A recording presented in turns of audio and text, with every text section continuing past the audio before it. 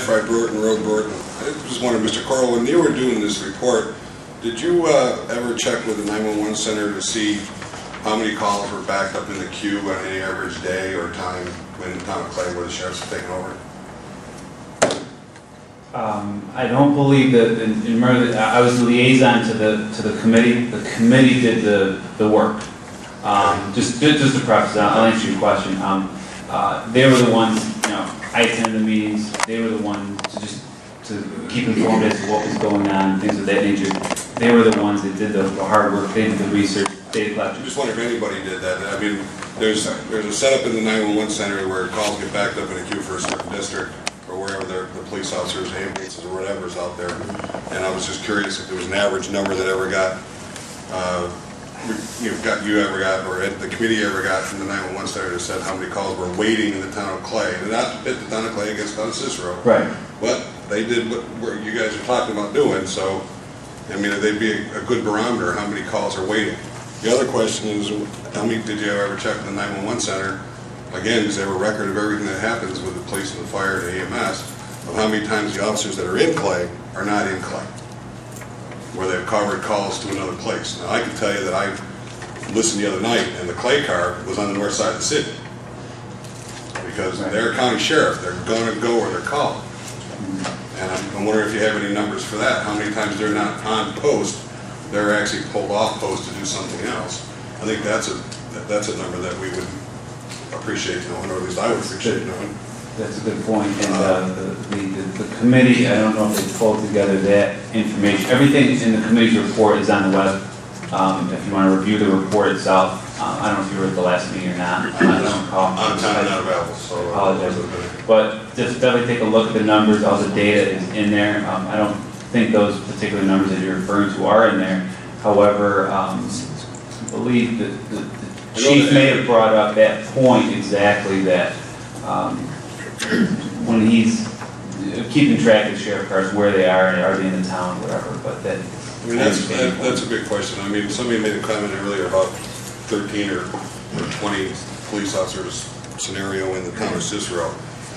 Frankly, I don't think that's ever going to happen in our sheriff department.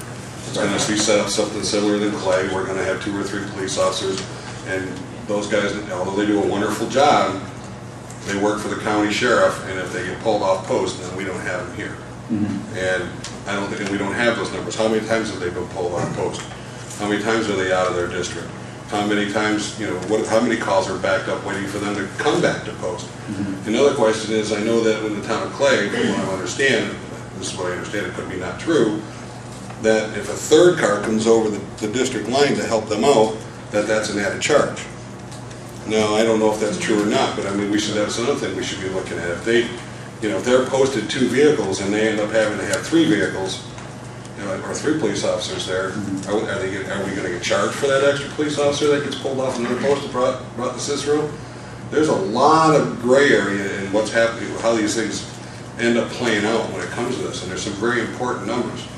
I mean, if you're going to have 3 police officers in the town of Cicero, and the average in Clay, let's say, is 20% of the time they're pulled off post, well, now we're down to 2.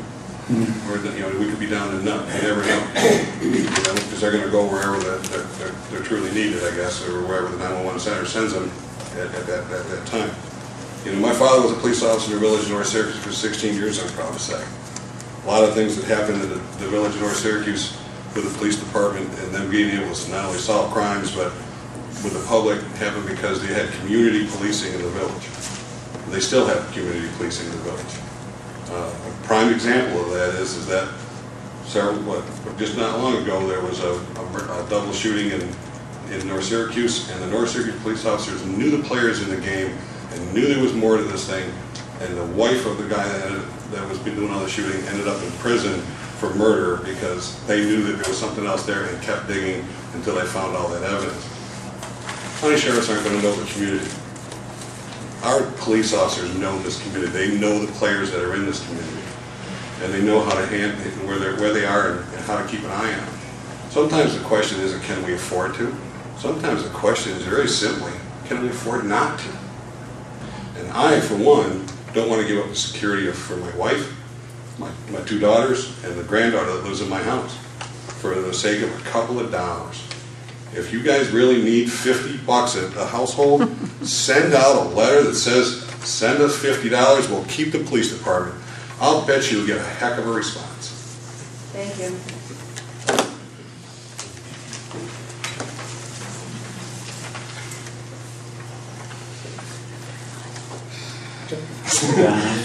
Don was a member of the committee also. Don is And a 53-year resident of town of Cicero.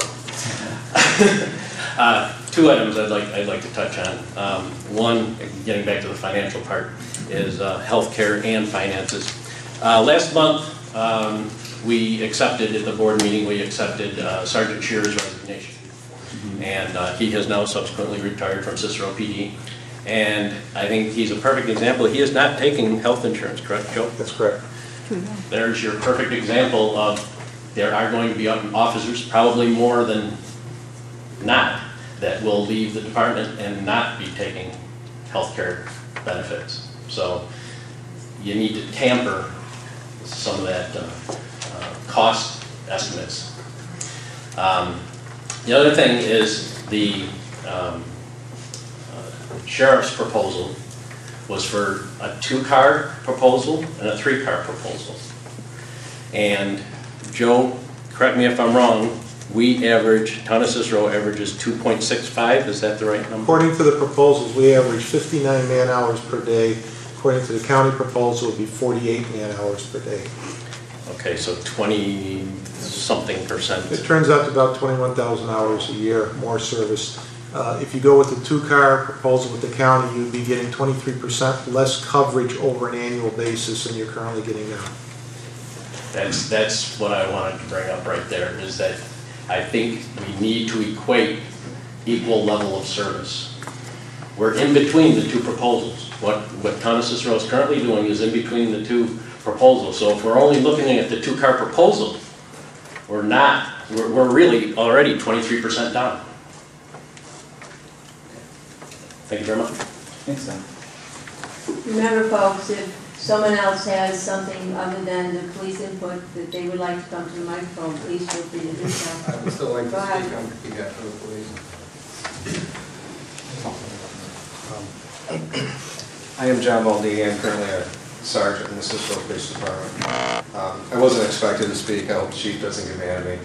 I just want to comment on the comment earlier about why we're not embracing us as Cicero police officers to join the Sheriff's Department. I believe I speak for the whole department that we do enjoy working for the town and the community and providing that personal touch to the community, which would be the reason of why we don't want to embrace. We like where we are, and we like providing that personal touch to the community in the town of Cicero. Thank you. Thank you.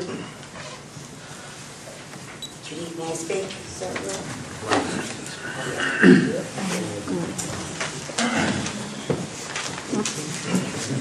I just have a comment on the, I was a little concerned about the comment I heard about. The numbers that came to us from the Sheriff's Department came from Kevin Walsh and Warren Darby, who are experts in their field, and those are the best possible numbers I'm assuming you could get are the most accurate, just like from the town of Cicero, we get Chief Snell's numbers. And the comment about those numbers are not accurate, I would be real concerned that something's not right. You know, I mean, if all of a sudden the chief's numbers came out and all of a sudden the county says, hey, wait a minute, our numbers really weren't right to begin with. You know, that to me is a real concern. There's something wrong there. So I just watched that very closely. Joanne. Thank you.